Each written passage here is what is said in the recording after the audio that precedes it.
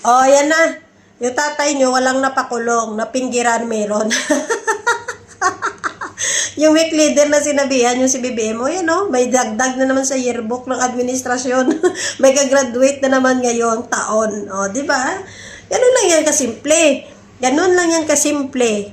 No? Sinabihan yung week ang Pangulo, pero tingnan mo naman ang napapakulong ng mga yan. Napakulong ng ating Pangulo. Sobrang malalaking mga tao. Oh, dagdag na naman sa yearbook, si Marcoleta. Ito na naman si Marcoleta, si Boy Human Trafficker na si Defensor. Dinagdagan pa ni Fernandez. O, di ba? Triplets. O, Marcoleta, safe ka na daw, sabi ni Jinggoy. O, di, magkita-kita kayo doon, mga planderer. Di ba? Isang tropa kayo na mga nakadikit sa Duterte ng mga planderer. Pansinin nyo maigi, halos lahat ng dumidikit sa mga Duterte may mga kasong plander, corrupt. O, di ba? So, ngayon, hindi pa rin kayo nag-iisip? Di ba? Tandaan nyo hindi lahat ng araw ang kasamaan ay mananaig. May hangganan po lahat ng kasamaan. And mapansin nyo yung sinasabi yung weak, si BBM. Sino ba yung weak? Pansinin nyo maigi. Marami nang napakulong ang Pangulo natin. Simula umupo siya. Mga tao na malalaki, may mga koneksyon, may kapangyarihan, may pera.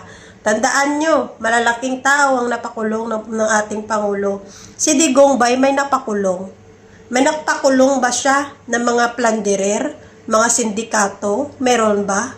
Mamamatay tao? May napakulong ba siya? Wala. Sino yung pinakulong niya? Yung si Dilima, fabricated pa yung kanyang ebidensya na ginawa. Diba? Ganun lang. Wala siyang pinakulong. Pininggir meron.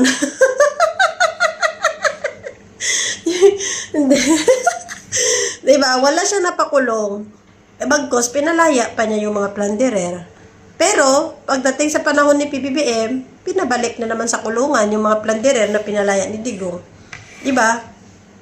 Kaya kung mapansin mo talaga, sobrang grabe, ang galing ng Pangulong Marcos. Siya talaga ang nagbibigay ng hustisya para sa atin.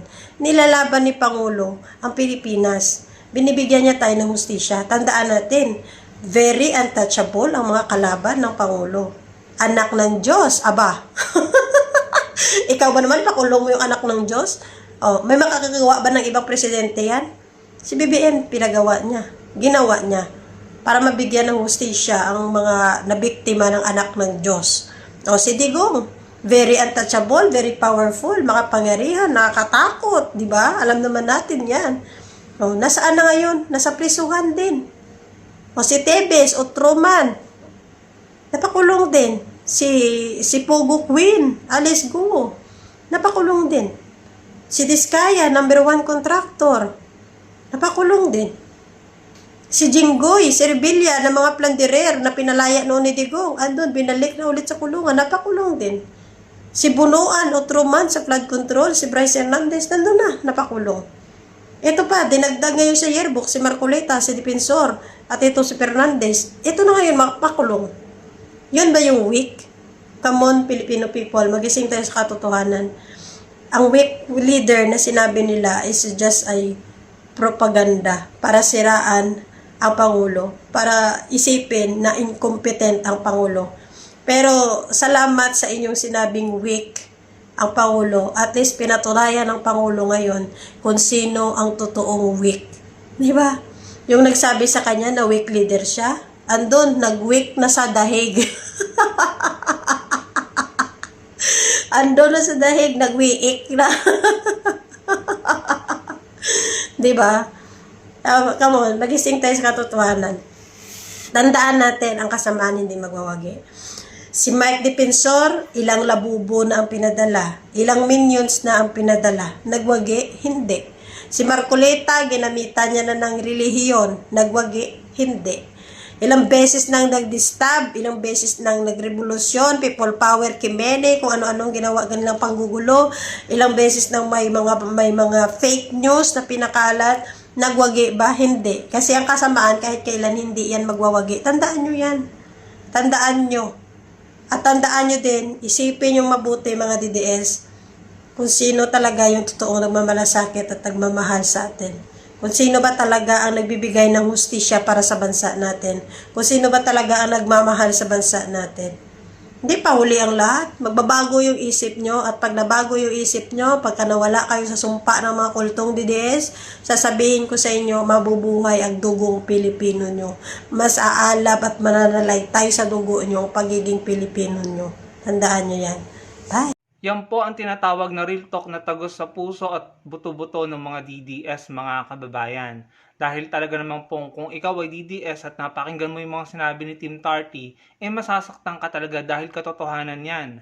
Alam naman po natin na laging nasasaktan ng mga DDS sa katotohanan. Totoo po yung sinabi ni Team Tarty. By the way, natutuwa po ako kay Team Tarty kasi nung una ko pong binigyan ng reaction yung video niya, wala pa pong 10,000 yata yung followers niya.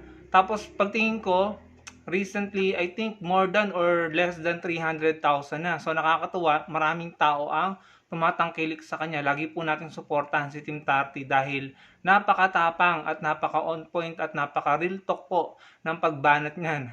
Totoo ang mga sinasabi, no? Kaya marami pong humanga sa kanya.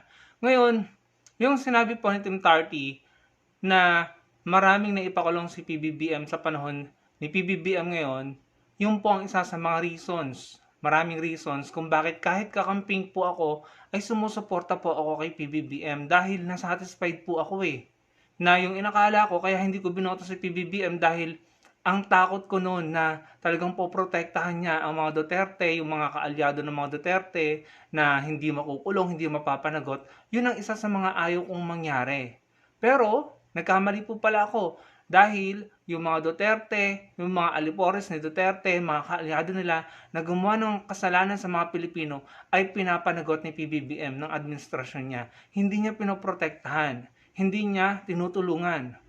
So, doon po ako nasatisfied at natuwa. Sabi ko, yung gusto kong mangyari ay nangyayari naman sa panahon ni PBBM. Kaya kahit kakamping po ako at si Mayor Leni Robredo ang binoto ko, ay masaya ako at satisfied sa nangyari.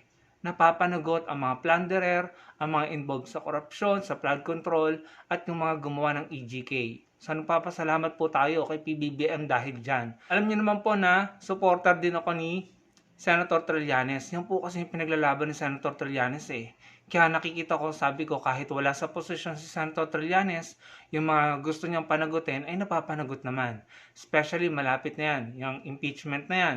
Malapit nang magka-conviction. Siguro hindi man magkaroon ng conviction at hindi tuloy yung mapaalis si Sara Duterte dahil mas marami siyang kaalyado, at least mabulgar sa taong bayan, makita ng taong bayan ng mga ebidensya at yung taong bayan ang huhusga. Yun naman talaga yun Kahit pa sabihin natin sagipin nila si Sara dyan dahil marami siyang kaalyado na hindi tayo makakabuo ng 16 votes para mapatalsik si Sara sa pagka-BP, ang importante nakita ng mga tao yung katotohanan patungkol kay Sara Duterte. At siguro, madadala natin yun sa 2028, makakapag-desisyon tayo ng tama. Hindi na tayo boboto ng mga taong problematic at makasalanan sa mga Pilipino. So again, papasalamat tayo kay Team Tarty. On point yung sinabi niya sa panahon ngayon.